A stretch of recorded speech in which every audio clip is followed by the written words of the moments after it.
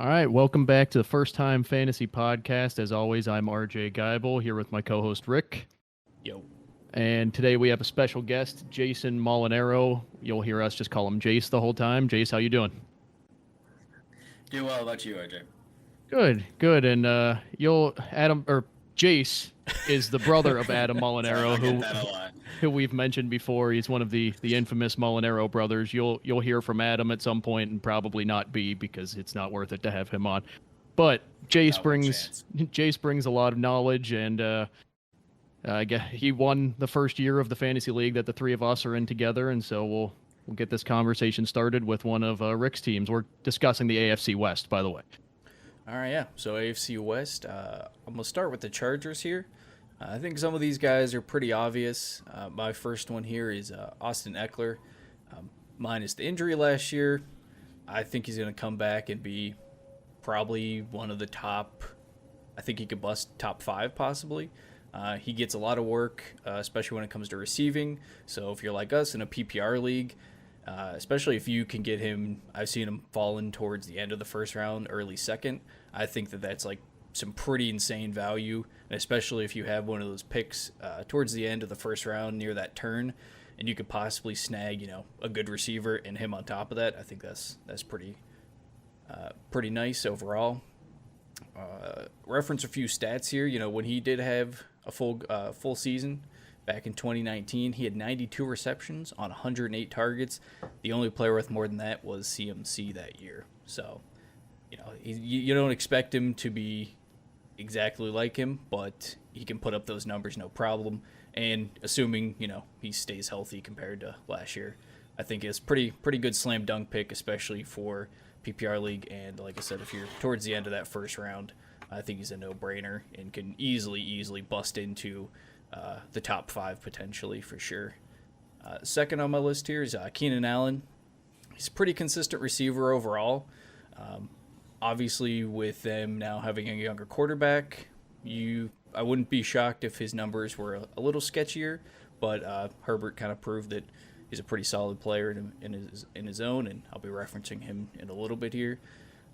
But Keenan Allen's been really consistent over the last 4 seasons. He's their obvious number 1 guy. Obviously, they have Mike Williams there as well, but there's definitely those two don't really compete for the same amount of targets, and they both kind of have defined roles in that offense. And then also one of the headlines coming out of camp so far, to go back to Mike Williams real quick, is the Chargers hired a new offensive coordinator, Joe Lombardi, who was formerly with the Saints. So some of the hype behind Mike Williams, which you can get him very late in your draft, and ultimately I'll expand on that a little bit more because he's my sleeper pick. But one of the hype with him is that Joe Lombardi, formerly with the Saints, now the Chargers offensive coordinator, is that Mike Williams will be playing the X in their offense, which was Michael Thomas' spot in the Saints offense. So, I mean, I wouldn't say Mike Williams is going to, go off and put up Michael Thomas-like numbers, although maybe this season with us just talking about Thomas last week, I mean, Mike Williams could put up some better numbers than him. But They're both named Mike, so yeah, I mean, you already got it there. Double the But Mikes. yeah, so my sleeper pick is easily Mike Williams, current ADP of 132, so you can easily get him in a 12-man league past round 10. And like I mentioned, there's some of that hype coming out of camp with the new offensive coordinator, so probably more of a boomer bust kind of guy. But if you want to take a late pick on him, wouldn't be terrible. And then last but not least is Justin Herbert. Obviously, Tyrod Taylor had to kind of take one for the team there, and fortunately for Herbert, he got to really show off how good he can be, especially for him being a rookie. He ended up throwing for 31 touchdowns and only 10 picks, which, I mean, that's pretty impressive. I wouldn't be surprised if we see a little bit of regression from him this season just because the stats were so good. But I think with Eckler staying healthy, and especially if that new hire at offensive coordinator ends up working out, that team could really pop off, and you might be looking for Herbert to finish as a top 10 quarterback. Probably, I'd say it would be tough for me to take him as my number 1 QB. There's probably some better picks you might want to sneak in there unless you want to wait till later in the draft. He might not be terrible if you could load up at some of your other positions and grab some some better flex guys and then grab a quarterback. But Herbert definitely someone to look out for. So, yeah. Eckler, he, like you mentioned, he is like, pretty much forgotten because of his injuries last season. But their core of running backs did absolutely nothing while he was gone. Exactly. Yep. I think they each got their chances throughout those weeks. Yeah. And I remember grabbing was it Justin Jackson or who was their other guy? There was another like younger guy too. That I can't remember the other guy. I'm forgetting his name now, but I think I want to say I grabbed the other one, and they were like, Jackson. This guy's supposed to be, no Eckler. He's gonna get the carries, and like 2 weeks just like flopped, just not good. And I think I dropped him. Someone else tried the same thing. Happened again. Was it Joshua Kelly? Yes, yeah, Josh Kelly. That was it. Yep. Yeah, he was supposed to be like next guy up on that team, and did not work out so well for them. I mean, for sure. I don't see just like you said, Rick, Eckler going end of first, beginning of second is some massive value. Yeah, no doubt some of the guys going before him are probably deserving of their spot, but especially for PPR, man, if they give him the same amount of receiving work, or even if he gets close to that again, I mean, 92 receptions, that's for a running back. And like you just mentioned, that's good for a receiver. Yeah, exactly. There's going to be some guys I'm talking about on the Raiders later that didn't crack 92 receptions. So, oh yeah, no way. Especially also to add to that, Rick, especially them spending first round pick on Slater, offensive line, get that boost for Herbert and even Eckler. Yeah, exactly. He's been performing well in camp, doing well in preseason, even though it's only been like one game, but definitely is going to help him out. Yeah, I'm surprised, Rick, you didn't mention their new tight end. You don't want to talk about Jared Cook? No, I don't. I think I'm good. I'm gonna leave it at that. He's my weekly episode. Fuck that player. It's Jared Cook this time. He's just always around. I was about to say, are we gonna expand, or is that just like, now fuck this guy? Like, just don't that's just it with him. He's always around and just.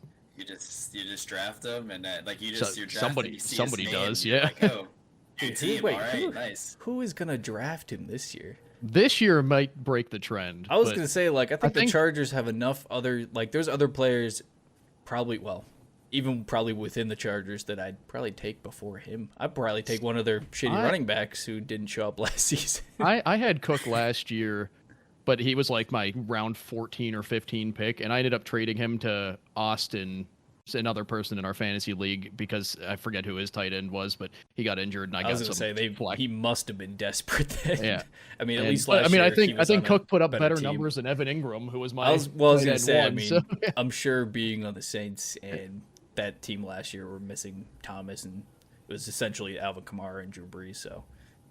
Maybe there was actual reason for Cook to be decent, but I don't know that he's going to fit into the scheme as well. I mean, hey, prove me wrong, I guess, but yeah, didn't even remember him, honestly. Well, one area where I wouldn't say it's us disagreeing, but I have Herbert finishing as a top 5 quarterback. Oh, okay. And right. I think I would. I mean, I got the Mahomes jersey on, but Herbert's definitely a guy I'll be targeting a little later. Not little Raider. He's a little Charger. We'll get to them later. But he's a guy I'll be targeting because, like we were discussing in the last episode, Rick, about just value. I would rather have a Herbert in, I don't even know. Let's see, where is he going? Round pick 70. I'd rather have him there than a Mahomes around pick 20. I mean, that's. Yeah, I mean. You're not wrong, because like you mentioned the value, and he definitely has the upside. I'm just thinking it wasn't that the rookie season was like a fluke, but he was for a rookie, he was pretty good. And as Jay said, though, they added things to. I mean, yeah, if they make him even better. If they did grab a guy for their line, and I mean, hey, maybe that helps out Eckler too, keep him healthy, and not only is he catching passes, but he's able to run it pretty well. Too, that'd be great. But I'm just thinking, just looking at the stats, it's like, damn, Herbert, he kind of popped off. Can he do it again? Oh yeah, he had a phenomenal rookie year. Also, just going back a little bit to Jared Cook, I know you guys don't want to talk about it too much. I kind of have him a little bit higher than most people do. Obviously, he's been he's been irrelevant. But looking at the Chargers, I mean, obviously Antonio Gates, Hunter Henry, talented tight I guess ends it's back true. in the Like day. they did lose Henry, so that opens They're a something up. big tight end usage team. You said they changed their offensive coordinator, so that could be a little interesting there. But He could be a matchup play. Yeah. He could be just a waiver wire ad if Yeah, your that's what tight end I'm is thinking. on bye or I'm thinking for sure someone either grabs him like you did last year, where you said you got him like 15th round, like you're grabbing him at the end of your draft because you want like some insurance at tight end, or you really, I don't know. I guess you decide he's gonna be your tight end for some ridiculous reason. I don't know, but I could see him also going undrafted, and then before week 1, it's like, oh, the matchup looks pretty good, and someone grabs him off waivers and just can see what he do for a week. Jace has the number 1 pick in our draft this upcoming true. weekend, so Jared Cook Yes, will be available. He has to be. That's true. Yeah. Obviously, yeah. So he's obviously in consideration. So we'll see. Especially after your first favorite tight end is you got cut. Yeah, so I mean, yeah, it's sad days. next one up. Damn, rip Jake Butt. I was referring to Tebow being cut, but I guess we'll be getting. Retired, man. I mean, hey, you want to jump into the Broncos? Former Bronco Jake Butt, dude. R.I.P. Oh, I just stole Jace's thunder. We might as well jump right into it. Jace, go ahead and take the Broncos and do your retiring of Jake Butt conversation. Hey, you're good. Take a moment. Rest in peace, Jake Butt. Yeah, moment of silence for Jake Butt. All right, sounds good. All right, so going on to the Broncos. So obviously the Broncos, they're a talented team. Honestly, they got decent O-line, defense stacked, big, huge secondary stacked. Von Miller coming off injury, a little bit scary, and then Bradley Chubb also coming off injury, but they should be close to 100% around week 2 or 3. So that'll be still the deadly duo up front. For fantasy, I would say for offense, definitely would be number 1 would be Melvin Gordon. He's kind of like that, what you were talking about before, RJ, with Austin Eckler, about how he's kind of just forgotten. And he is. A couple years ago, whenever I did win our fantasy league, he was running back number 1, for me at least. And now he's fallen very bad. But if you look at his stats, I mean, he was running back 13 last year with Phillip Lindsay. And Phillip Lindsay took a lot of those snaps, a lot of the third downs. So that's really just, I mean, for him to finish that high is on an offense with no quarterback, basically, is really nice. He's on his last year of his contract, so they're just going to run him. That's what I think.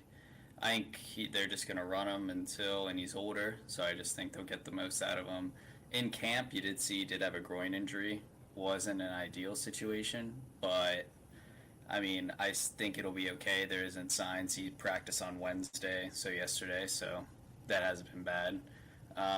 The only issue I see with him is their rookie Javonte Williams. They traded up to get him, and I think Melvin Gordon will be a good start in the beginning, but I think he'll probably be phased out to Javonte. But I still think you can get solid numbers off Melvin, just because of his passing ability too, his pass catching ability, because Javonte in college, he was really just a hard-nosed runner, just down the middle, and not a big pass catcher. And so I think that'll really, really help Denver out in the long run.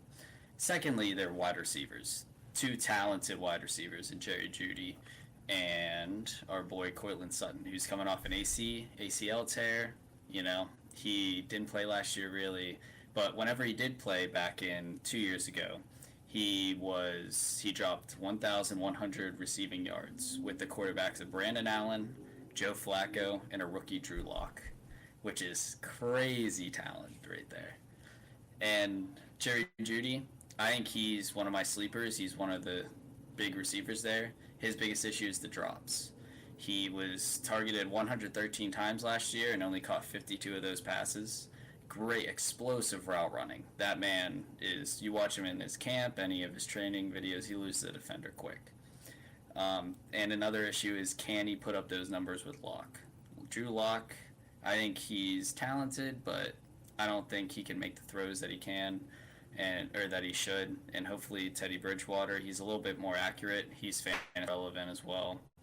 but hopefully maybe he'll be able to at least be a little bit more accurate. And I think that'll increase Judy's numbers if Teddy Bridgewater is indeed that quarterback. But last year, he only put up 856 yards and 3 touchdowns with Sutton out and Drew Lock as his main quarterback. But so that's why I think definitely the two would be Melvin Gordon and Judy. But look for those sleepers in Cortland Sutton and Javonte Williams for sure. I don't know if you have my notes, but when I previously did research, I have the same exact 4 players: Gordon, Williams, Sutton, and Judy. And They don't really have much else, so I mean, that is true. That is true. But I literally almost have the same notes for like even Sutton. I referenced his 2019 season and the combination of Joe Flacco and Drew Lock, and him still. He put up 222 fantasy points that year, which is pretty impressive for that combination of quarterbacks. So now apparently when I was making these notes, I was in a bad mood because I also have Drew Lock just that's sitting two. there. That's two in one episode, dude. I don't even really know why. Him dancing, I guess, like an idiot. I was gonna say, I don't know what would be so upsetting, but But he's looked good in camp and he's looked season games, but I don't know. I think if he's quarterback, they're gonna take a step back. And I think even though Teddy Bridgewater won't be as fantasy relevant, I think he's more accurate, and he would just make. I think he's their safe option. Like I'm not seeing the. I would trade feel better with their wide receivers with Bridgewater in like from a fantasy manager perspective. I think did the Broncos trade for him, or were they able to just sign him? Because I don't remember which they traded. So the only thing I don't get, besides like if they brought him in just to be a veteran presence and assist lock, that's fine, but they haven't announced a starter. And I know that we're not into like the season hasn't started yet, but is Drew Lock going to be your guy or not? Like, I feel like they got to like make a decision, because the longer you do, it's like, okay, well then should Bridgewater just be your safe option? He probably has a better floor, and not just for fantasy purposes, but for actually winning football games, he's probably their best bet. Well, all of those rumors about Denver like attempting to acquire Rodgers gives you all the information you need on that didn't they front. come up too with trying to get oh man, why am I blanking? Deshaun Watson too? Oh yes, I think so. Matt Davis was on our AFC or NFC North conversation, Jace, and he had a good point that the Broncos were probably popping up in all of these quarterback situations just because they have the ability to trade for one of these top quarterbacks. They got the talent surrounded. It's like the Peyton Manning thing when they had Tim Tebow as a quarterback and they had all the talent. They're like, why wouldn't we get the best quarterback ever? And they surrounded them, and it worked instead out of getting rid of Tebow, though, they should have just slid him into tight end and then traded for Peyton Manning. True. Nah, he chose baseball instead of being anything else but quarterback. I did also like you mentioning Gordon and Javonte Williams. I think you're correct in that if you want a good running back to start your season with, Gordon's the way to go, and you can get him really deep in the draft. I believe his current ADP is 122, but I think like long term and even for most of the season, Williams is probably the best bet. Like you mentioned, they traded up to get him, and Gordon's getting a little older, and unfortunately for them, the Broncos offense is kind of terrible anyways, so why not give him more of the reins after a few weeks? I mean, as long as I would assume he can learn that offense and put up decent numbers, I don't see why they wouldn't eventually kind of pass that over to Williams and have him be the guy instead of giving Gordon, tons of reps throughout the season when who knows how much longer he'll play, or I don't know what his contract situation or anything like that is, but Gordon's probably the safe bet to start the season, but I think you're right on with Williams is definitely, I think will finish as their RB1 for sure, though. Well, I think it all depends on where they're at mid-season, because odds are they're going to suck. So they're going to want to give those reps to the rookie. So in that case, you'd be right. But if somehow they pull off a miracle and they start the season, I don't know, like even 4-4 would be a miracle for them. I think then you just keep riding Gordon, because I feel like he gives you your best shot at winning now. Yeah, I agree. I don't disagree with that, but I just think that as the season goes on, they only had 5 wins last year, so if they can, if they get back to that, that's not terrible, but they also have a few easy matchups to start the season, which might help Gordon's case, where they play the Giants, Jags, and then Jets. But then after that, it gets pretty tough, where they end up going Ravens, Steelers, then Raiders and Browns, and even Washington after that, which tough, all are decent defenses. So I'd imagine I wouldn't be surprised if they start the season hot, and then whether they, maybe that Gordon groin injury too kind of creeps in. Sometimes stuff like that can have a guy sitting questionable for your whole week, and then you got to make a decision on Sunday or something like that, and you might not be comfortable with either one of those guys, because Williams is obviously a rookie, and Gordon might be kind of questionable to even start. Do you know what Gordon's EDP is, Rick? 122.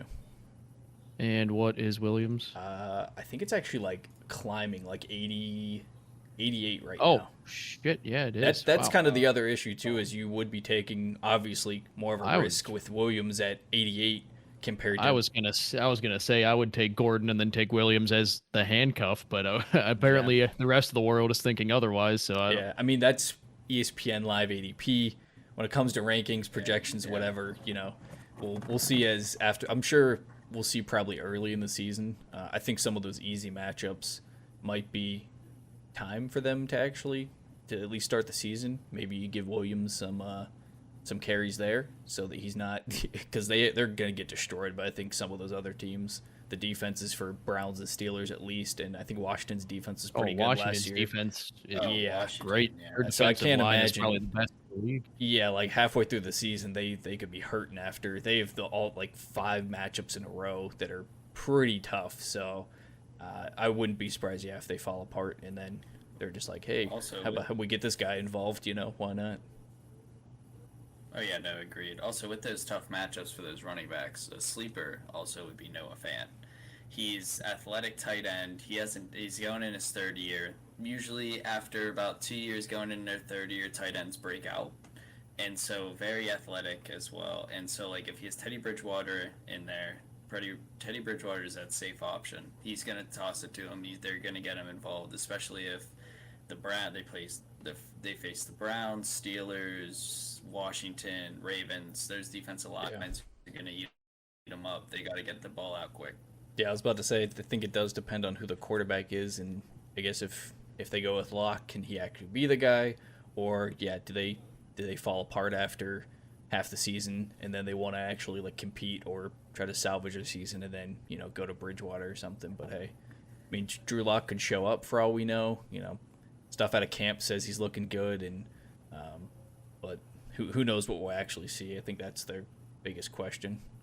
Yeah, I'm glad you said that, Jace. I was about to bring it up because throughout this series of going through all the divisions, I always talk about tight ends, because after those big 3, you really just have a pit of possibly okay.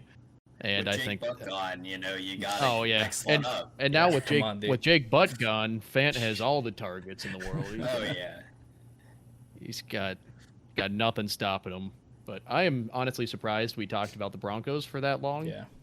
They are more interesting than I thought. I did think it was very interesting about the stat you said, Jace, about Judy's drops. I knew he had a drop issue, but that's bad. It's been rough, but that's if he can correct that, he has all the talent in the world to succeed. So to toss a stat in there that might reinforce it a bit. Judy had 113 targets last year, 52 receptions. Jace already said that. My bad. Yeah, geez, come on, Rick. Why don't you listen? Dude, come on. I made these notes from like weeks ago. All right. Well, since you mentioned tight ends and you referenced the big 3, I'll get to the bright spot for the Raiders. If you haven't guessed it already, it's Darren Waller. Shock.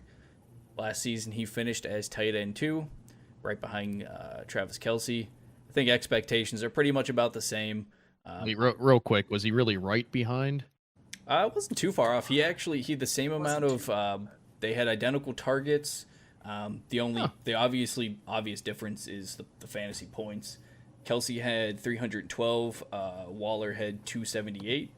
They had different. identical targets. Waller actually had 2 more receptions than him, 107 to Kelsey's 105.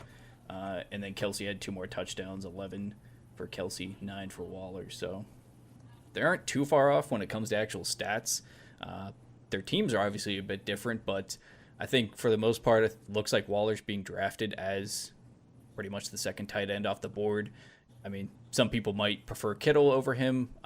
Definitely would rather have Waller. The quarterback situation with in San Francisco scares me more than Kittle's injury history, but I believe as of today, Kittle is currently ADP of 30, while Waller's ADP of 32, which probably really just comes down to who you prefer. In our draft, I mean, could be the same thing. Someone who's ever in that position could just prefer one over the other, but I think Waller's a no-brainer. Tight end too. I don't really think there's much to think about with that one. If you want a good tight end, and Kelsey's probably gone already, go ahead, snag Waller. Do it whenever you feel like it. He should be their top guy again. Second player I have here, and I think is poised for somewhat of a breakout season, is Henry Ruggs. Last year, he only had 26 catches on 43 targets for 450 yards. They also don't have Nelson Aguilar anymore, who I believe was their top receiver last year. They do have guys like Hunter Renfrow still, but it looks like, maybe he'll end up being, Ruggs should be like the undisputed number 1 there now. And I think it might be for him, not as much of, he underperformed, but that they actually give him enough looks. Only having 43 targets last year, and I believe he did miss a few games to injury, but it wasn't anything excessive. I think he still played the majority of the season, but only 43 targets, and it was his rookie season, so maybe they just didn't have as good of a game plan to, I think, utilize him. But I don't see why, with Aguilar gone, that opens up about 80 targets, that Ruggs can't get closer to possibly that 100 mark. But like a reference with Waller having 145 targets, that hurts Ruggs a little bit. But I think that he's definitely a guy for where he's being drafted right now, can easily outperform his ADP. I think he's being taken pretty deep in the draft. I don't have the number off top of my head here, but I think average number is 118. Yeah, to me that's like crazy, because it looks like he should be their number 1 guy, at least at receiver. I guess like I said, Waller is kind of your only concern because he could vulture a bunch of touchdowns or targets, but if Ruggs can put some of that skill to use, and I think if the Raiders just actually game plan to use him better, I don't see why he can't be their number 1 receiver at least, and definitely outperform his. Stay healthy. Yeah, the stats from last season. I mean, I think he should easily outperform that, and I would hope that he gets closer to 100 targets. Although, if I remember correctly, last season none of the Raiders wide receivers ended up hitting 100 targets. So Waller sucking some of those targets up could hurt him a little bit, but I don't see any reason why he can't show up and really pop off this season. And I saved the best for last year. This is definitely where I want you guys to jump in, because what are they doing with this running back situation? Because they have essentially ruined, and now this is purely fantasy. It's good for them as a team. It'll probably help them win games. Mm-hmm. But fantasy-wise, Jacobs and Kenyon Drake, them signing Drake just ruined both of their fantasy values. And I think Jacobs is going as the 18th running back right now with ADP of about 40. I cannot get behind that at all. I think he has to at least be outside the top 20 for me to want to draft him, especially because of an ADP of 40 in a 12-man league is going to put him in, I believe, back end of round 3. So depending on how you drafted, you might go wide receiver, running back, or vice versa. But do you really trust him as your second running back? They have him ahead of Chris Carson. See, that's what I mean. I don't know if that's just like a purely like ESPN like rankings just is really failing here, or I don't know what their rankings are actually. I'm looking at the ADP right now, and people are drafting Jacobs like 1 pick ahead of Chris Carson. Yeah, that's and J.K. Dobbins and Darrell Henderson Jr. And I'd much rather have all of those guys. Exactly, yeah, it doesn't. That's a mistake. Yeah, they both had so much volume last season, and especially for Jacobs, it's not that his stats were bad, but the volume definitely propped him up, I think, a bit. I think he was number 3 overall in rushing attempts last season. It propped him up completely. He had about 270 rushing attempts, which was only, like I said, I think that was number 3 in the league. So I would have taken Jacobs as a, like, I mean, in the league that we're all in, I picked 9th. I would have been happy to take him there. I mean, yeah, last year you wouldn't have thought about it, and I believe overall he finished as RB7, so it kind of works out overall. But this year it's baffling because not only did Jacobs have 270 attempts, Kenyon Drake also had I think it was like 240 attempts as well. So he had the 7th most attempts in the league, and I just don't know how either of these guys are going to be relevant. A lot of the news out of camp is suggesting that Jacobs keeps the role as the main running back there, getting the majority of attempts.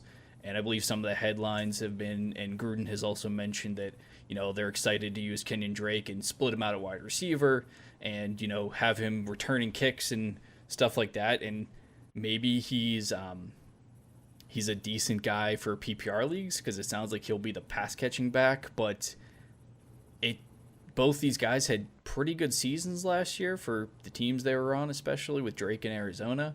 But I'm confused what they're doing there. Some of the other stuff I was reading was that most of their offensive line is revamped as well. Oh, yeah. So they got rid of most of their line. It's not looking good. When it comes to like offensive line and stuff, I know that's obviously important, but I don't normally dive too deep into that. But every time I was looking something up about either of these guys, they were like, it was like, yeah, really perplexing in the offseason with the Raiders pretty much decimating almost their whole line and then going and signing Kenyon Drake. And I don't know why they did it. And, maybe it works out. But I would think that at this point, Jacobs has to be downgraded a bit closer to maybe like an high-end RB3, low-end RB2 maybe. And then Drake's probably at this point like a flex play because you have no clue if he's even going to get all the pass-catching work. It sounds like he will, but I mean, I don't know. It's very strange, and I don't really understand that one unless they're worried about Jacobs' injury history. I know he busted his ankle like a while back, and then in like 2017, he like broke it in college, and then he re-injured that same one, I believe in 2019, or it was either last season. So I don't know if they're just kind of signing Kenyon Drake as a backup and, just in case they lose Jacobs, but I don't know. The team is very confusing. It doesn't make any sense to me. It doesn't to me either. I mean, okay, like you said, it makes sense. I guess from for a the team. football point of view, and them just trying to win games. Yeah, it makes sense. I don't think Kenyon Drake is that good. I mean, it's the same thing. I didn't think even in the years where Connor was putting up big numbers, the whole year I'm just like, he's not that good. How is this happening? And I think that Drake just ended not last season, the season before, just sees that opportunity, did well, and then he went at pick 11 in our league last year because Lucas took him on the turnaround, and I wouldn't have taken him there. I mean, funny enough, he actually took Josh Jacobs and then Kenyon Drake. Oh, that's really funny, actually. on the turn, and he picked Josh Jacobs, and I'm like, all right, that makes sense. And then he takes Kenyon Drake. I'm like, that's a mistake. So I mean, he did get a lot of volume too, so that definitely helped him. Maybe Gruden knows that, and maybe he's not lying when when you see the headlines that Jacobs is going to be the number 1 guy, and maybe you'll get great value for him. Yeah, but that's what I just can't imagine him. Yeah, there's no way. He obviously doesn't get back to 270, carries. Like that's just not going to happen. But if he sees the goal line work, he still sees the majority of the carries. Maybe as long as Kenyon Drake doesn't vulture too many touchdowns, you could still see Jacobs being relevant. But being an ADP of 40, and for reference, our 12-man league, like I said, puts him at the end close to the end of round 3, and I just can't imagine that you either have drafted 2 running backs, depending on where you're at, and then your third guy is probably going to be a receiver, so you're not going to touch him, or you've probably grabbed a running back and a receiver, and you're still not going to want Jacobs as your second running back. That's what I think there's better guys to draft around that spot, and maybe we'll see that as time goes on. His ADP will drop before the season starts, but it's getting close to the season though. That's the problem. This team is interesting. I mean, like somebody who you didn't really talk about, and for obvious reasons, is Derek Carr. His preseason ADP right now has him at QB 25. Yeah. I think in a two quarterback league, you'd be fine taking Yeah, him as your QB too. I'm a little perplexed by that. I didn't really have many notes about him. The only thing I wrote was for the discussion part of this. I was like, Carr's ADP is 167. He's currently being drafted behind guys like Ben Roethlisberger and Daniel Jones. Would you guys actually want one of those two guys? And Deshaun Watson right now. Yeah, right. He's not even like not guaranteed even to play. Yeah. Like I'm just confused by like I think they were a pretty not pass heavy offense, but they were one of the teams that passed enough, especially with Waller getting, nearly 150 targets. They were somewhat pass heavy. Like I don't see why like Carr has decent weapons with Ruggs and I guess let me round it out real quick. My sleeper for this team, I've never heard of this guy until I looked him up, was Bryan Edwards. He was drafted the same year as Ruggs, but he as T.O. That's what I saw. Yeah, they're saying he might. I think Gruden made that comparison, or someone did. But he did have some injury issues last season. He only played a handful of games, and I believe he caught 11 passes on like 15 targets. So not much information on him besides that he's like 6'2" or 6'3" or something, like 215. He's a pretty big guy. So some of the reports out of camp was that he had been mostly taking reps with the first team offense, and he might likely beat out John Brown for the third wide receiver spot. So Brown. And you could probably wait and not even draft Bryan Edwards and then grab him off waivers, when he actually shows up for 1 week. So that's the pretty deep sleeper. And then we could jump back to I'm still perplexed by Derek Carr's ADP. Yeah, because Jace, Rick and I are in another league that is 2 quarterback, and it's a 10-man league. And if at the end of the draft I had Derek Carr as my QB2, I'd be pretty happy. And yet his QB ranking is 25. It's just interesting to me to see what other people think, and I don't know. I mean, yeah, he's way too low. Yeah, for sure. Yeah, I don't either. I think I kind of remember him being like that last year too, where he wasn't, and he's still not like a flashy pick. Like there's still other guys that you could wait on a quarterback and easily draft before him. But I mean, even guys, Trey Lance is going ahead of him. I understand that Trey Lance seems like a pretty good player, but he's once again not even guaranteed the starting role. I mean, Derek Carr is going to be a starting quarterback on a team with one of the best tight ends in the league, and if Ruggs can take a pretty big step forward and they actually give him the workload, they have 2 solid running backs.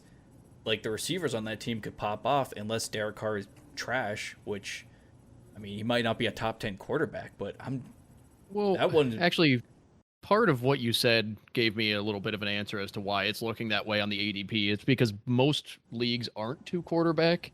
Yeah. So I don't think you're going to have Trey Lance drafted before Derek Carr in our league that is 2 quarterback. I would agree. Yeah. This one seems like a pretty big outlier. Half the time when I look at ADP, I either just have my own opinion as to why some guy shouldn't go where they are, or in this case, I think it's just like completely wrong, where there's no way I'm going to take Daniel Jones over Derek Carr. I just don't see how that makes any sense at all to me. Yeah, so it looks like for the Raiders, we basically have Waller. Yeah, you got Waller. That's good. And then a bunch of people who are maybe they'll do well. Yeah, the most confusing part is that running back situation, and it's probably easiest to stay away. Or I do believe Drake's ADP is like crazy deep though. So if you wanted, I think he'd be a good late round guy because you're not really spending too much capital on him. I think he's like past like close to 120ish. So you're looking 12-man league. He has 120. He's running back 33. So yeah, you're looking at round 10. If you're grabbing a guy like that at round 10, and I don't think it's impossible for him to say he has a few good weeks. What do they do now? Do they keep riding Jacobs, or if Drake's hot, they stick with him? It's a weird situation, but I do think Ruggs could have a pretty good breakout season here, though. I'd say Waller, Ruggs, I agree. probably the only really 2 you want to look at. If you're desperate and Jacobs is falling in your draft, I don't think it's bad if you could wait till round 4 maybe, but you just have to have, at least have probably draft 2 running backs before that and have him as your third to be safe. It's really tough to trust him this year. Well, We can make our way to the fun team in the division now. Finally. The Kansas City Chiefs. I am a little Patrick Mahomes fanboy, so I'll start with him. Obviously, he is and will continue to be one of the most consistent fantasy quarterbacks for a long time. There's a solid chance he doesn't finish as QB1, but really doesn't matter. You're not drafting him to finish QB1. You're drafting him as almost a guarantee that he'll finish top 5 quarterbacks. I mean, you have the likes of Josh Allen, Kyler Murray, Lamar Jackson, who could easily finish in front of him, but I don't really care. Mahomes is the ideal set it and forget it fantasy player. You don't have to worry about him unless he gets injured, which if after watching that Super Bowl, it's definitely a possibility. But I love Mahomes, would love to have him, but I'm not going to take him at pick 19 like he is currently projected to be drafted in, and somebody will take him there probably. He's actually going at 19? I don't know what it is like compared to. I would be going earlier, honestly. The only reson I asked is because I did like it's 19.3 is the average, but it has him as 16. Okay, yeah. When I did a mock the other day, people were, I'd say like drafting correctly, but I didn't see like a Josh Allen come off the board in the first round. Like every once in a while you get in a weird mock and someone like a Mahomes or Allen just goes like mid round 1, end of round 2 or something weird, but I saw him drafted. Maybe it was just some more. The room I happened to be in was tempering their expectations a little bit, not just following like the ADP or clicking by fantasy points and then like drafting guys or something. In my latest draft, I got Mahomes at 40. Yeah, so that seems pretty. It all depends. That seems a little more accurate from what I've seen. I feel as like well, in the leagues that we're in, he's going to probably go before pick 20. And really? I think it's a mistake, but I would agree. It's you can be very confident in that position. And then obviously Tyreek Hill, I don't even have that much down for him because it's just obvious he's a top fantasy player. He has crazy talent and he has Mahomes throwing to him. So there's really no other option other than fantastic fantasy season or injury, and he's going to have a great season. If you miss on one of the early top running backs, then he's a great end of first round, even mid first round pick if you don't get one of the top 4 or 5 running backs. Travis Kelce, I actually just wrote an article that came out today for Yinzer Crazy Sports, and I labeled Kelce as a bust for the upcoming season. Was already yelled at by some random Twitter strangers. But before I get yelled at on here as well, I was basing that off of his ADP. When I wrote the article, he was at 5. Now he's at 6. I think that's still insane. What we saw last year from Kelce was at his absolute peak. And although he's still going to put up monster numbers this year, pretty much no doubt about that, there's no way he's going to live up to drafting him at 4, 5, or 6. There are so many fantastic players there, and you can get, I think what you said about Waller and Kittle at around 30. I was just going to reference you can get Waller all the way down at 32 compared to Kelce's. You said it was 6. I would do that. I mean, I would do that. Their stats, like I said, were almost identical. Crazy. Like the only main difference was I think Kelce had a few 200-300 more yards and 2 more touchdowns. Waller even beat him out in receptions, only by 2. But I don't think that means Kelce should be the 6th guy off the board. Like overall, I think that is pretty insane. To keep in the AFC West conversation, you could either have Eckler and Waller, or you could have Kelce and Swift taking them at the same time. Yeah. I would much rather have Eckler and Waller, and that's why I labeled him as a bust, and I would still label him as that, even though I think he will end as tight end 1 or 2 pretty easily. Yeah. I have a 4th player on my list that isn't a sleeper in CEH. Good old Clyde Frog. He disappointed a number of fantasy managers, including myself last year. But this year his ADP is 22, and I think that he will overachieve from that. I still think that's around where I would draft him. But he's going to do great. He's on this team. He knows the offense now, and we know that he's good from his time in college. Great and line too. Yes. They just revamped that one too. Yeah, they went down at first in the offseason and then just jumped right back up. Right back up. Yeah. And it also wouldn't surprise me if they are trying to move away from relying on Mahomes so much throughout the season. He's got a lot of years left on that massive contract. I don't even know if it started yet. It might start this year. And they probably don't want to waste his whole career by just making him throw 40 times a game at this point. So I think CH will have a big year. I mean, I know last year, or Le'Veon Bell was a little salty because he feels as if he was just brought onto the team so he didn't go to a competitor, and that actually makes me kind of laugh and really has nothing to do with CEH. I just wanted to make fun of Le'Veon Bell for a second. Yeah, no, oh, no, good. You're good. Oh, I was just going to say my sleeper is Hardman. I feel like every year there's a new Chiefs wide receiver that is labeled as a sleeper, and it really never comes to fruition. But Sammy Watkins last year. Yeah. I think so. There's obviously a huge target share that's taken up by Kelsey, Hill, and CEH, but Hardman's the next man up, and he's one teammate injury or a great couple games away from being a legitimate flex with higher upside. He's one of those guys that will probably be the same as last year, where he's taken later in the draft and sits on a bench for a while and then has one good game, and then somebody throws him on the bench and then he puts 2 points up.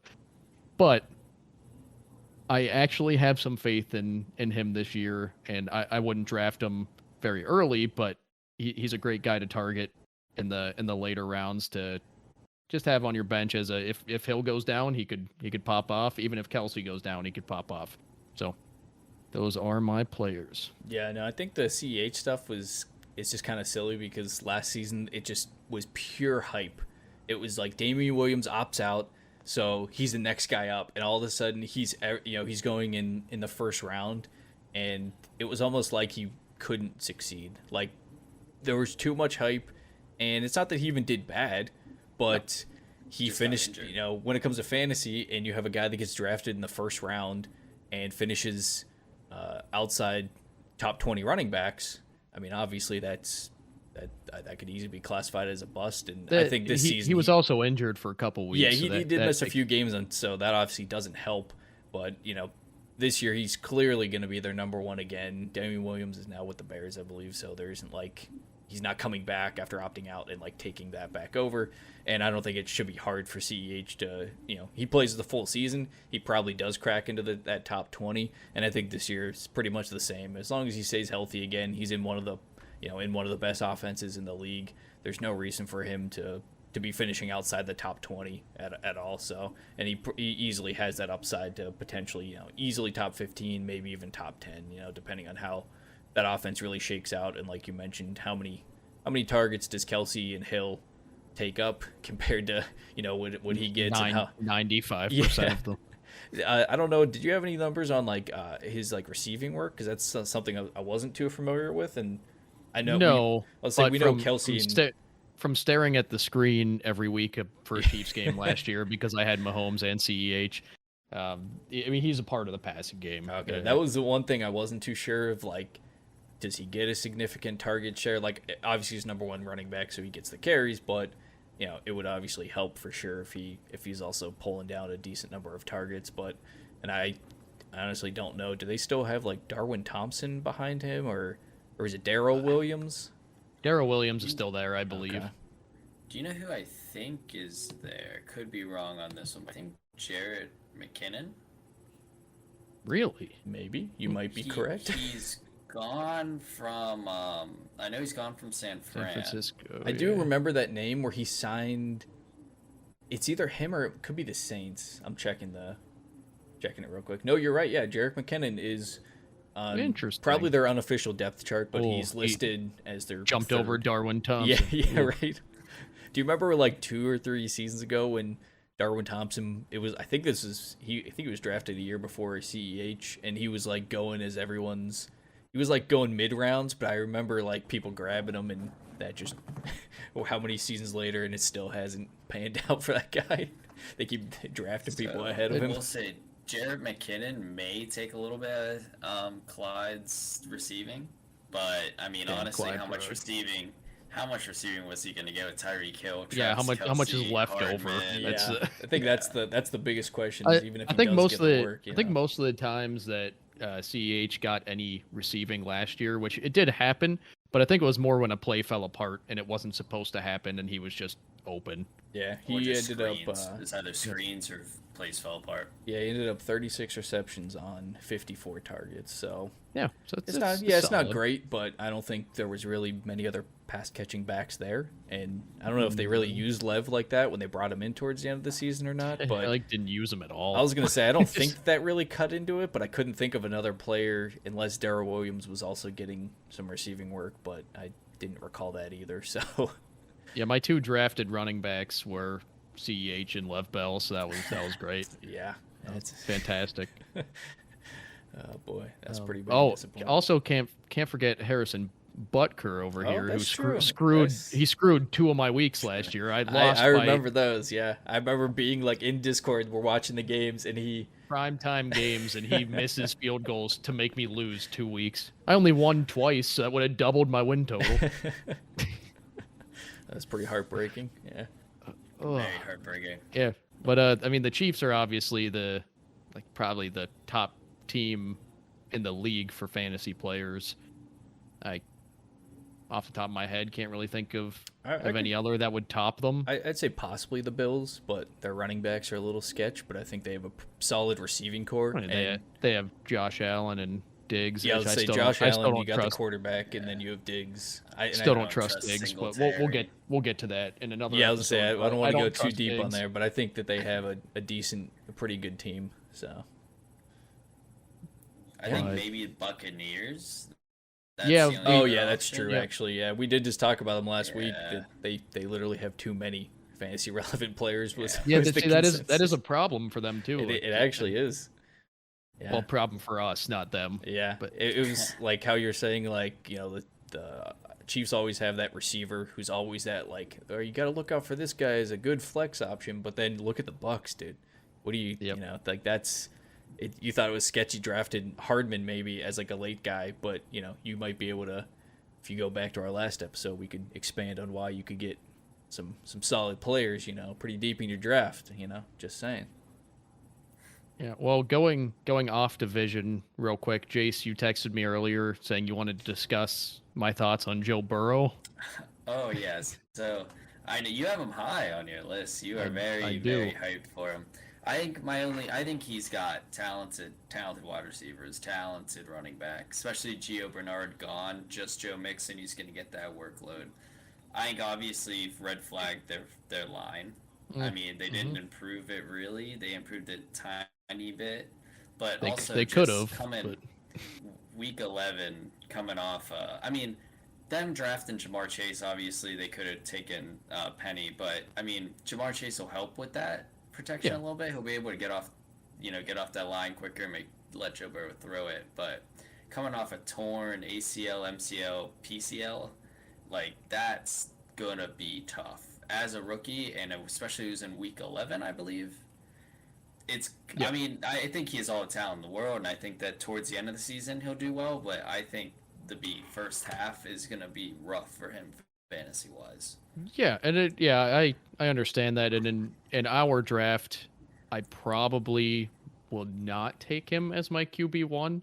I mean, the one league that I'm in, I do have him as my QB1, but that's because players were just dropping to me left and right, so I really didn't have an opportunity to take a quarterback. Yeah.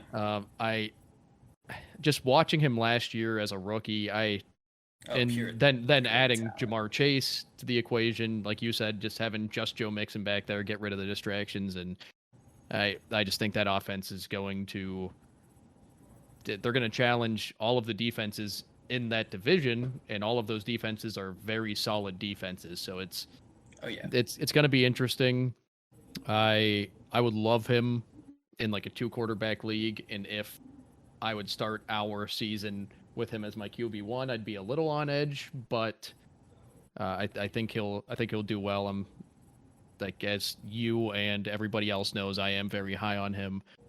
So I guess he, as Matthew Berry every year does like a ride or die, and he usually doesn't do a quarterback, but I'm gonna say Joe Burrow is my ride or die this year. I think he's gonna do well. And if he doesn't, then I'll die, I guess. I don't know.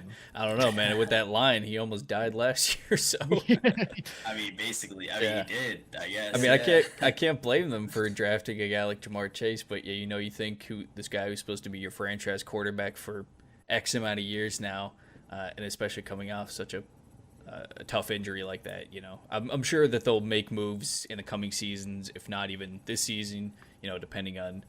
Like you referenced, the defenses aren't going to be easy. So, I think that's probably the biggest issue. And Burrow will probably have to throw it. And he was throwing it a bunch last season. But some of those better defenses might not matter, even if those receivers can get off the line quick. If you got a guy like T.J. Watt in the backfield and you can't do much about that because your line is just that or bad. Myles Garrett running at you with a helmet. I mean, it's kind of what we saw with the Steelers, where their line just couldn't. They had like no run game last season. Their line like couldn't hold it together, and that kind of makes everything pretty difficult. Then somehow you have Ben slinging it 40 times in a game, and you don't want to see that. So yeah, So that's the AFC West. A couple fun teams there. Obviously the Chiefs. Thanks, Jace, for joining us. We'll have Jace on Thanks for having me. some more times throughout the season, and look forward to drafting with these guys next week. And then I don't know what the next episode's going to be, so I guess that'll be a surprise, and I'll see you guys later.